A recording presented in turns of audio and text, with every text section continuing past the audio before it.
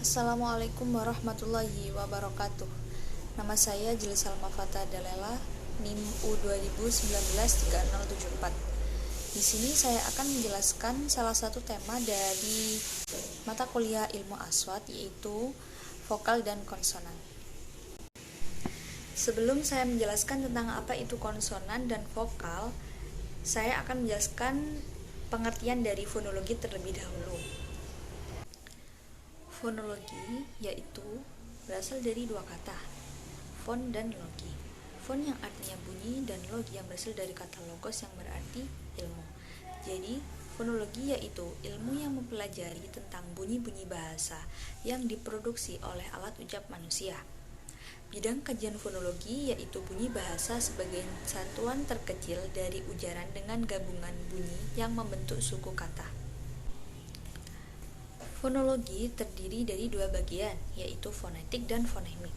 Fonetik adalah bagian fonologi yang mempelajari cara menghasilkan bunyi bahasa atau bagaimana suatu bunyi bahasa diproduksi oleh alat ucap manusia.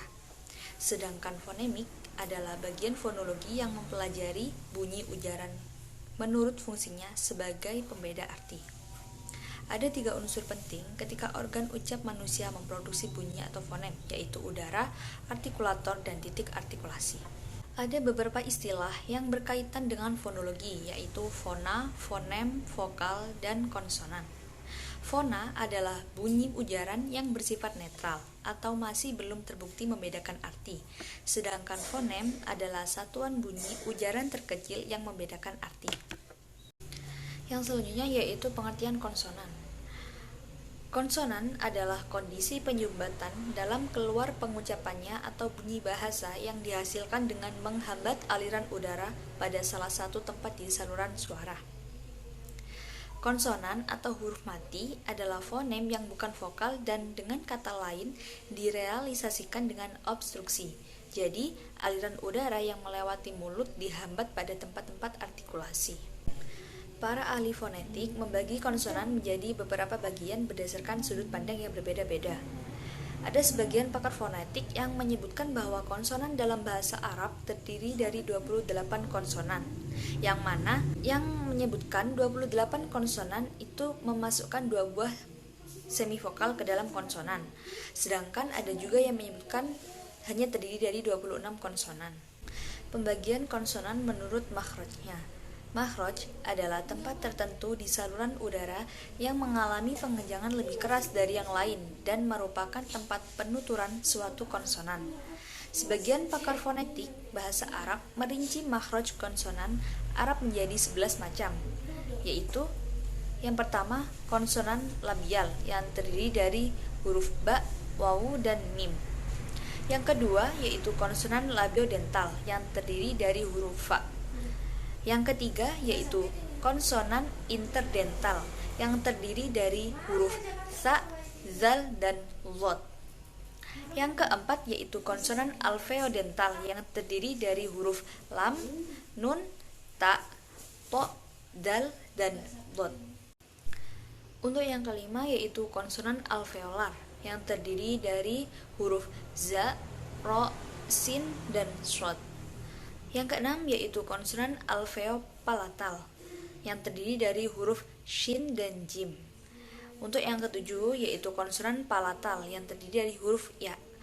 8. Konsonan velar yang terdiri dari huruf kaf, ghain, dan kha. Yang kesembilan yaitu konsonan uvular yang terdiri dari huruf qaf. Dan yang ke-10 yaitu konsonan paringal yang terdiri dari huruf ain dan ha. Dan untuk yang terakhir yaitu konsonan glotal yang terdiri dari huruf hamzah dan ha. Pembagian konsonan menurut pengartikulasiannya. Dalam sudut pandang ini, konsonan bahasa Arab dibagi menjadi 3 macam, yaitu konsonan letupan, konsonan geseran, dan konsonan gabungan.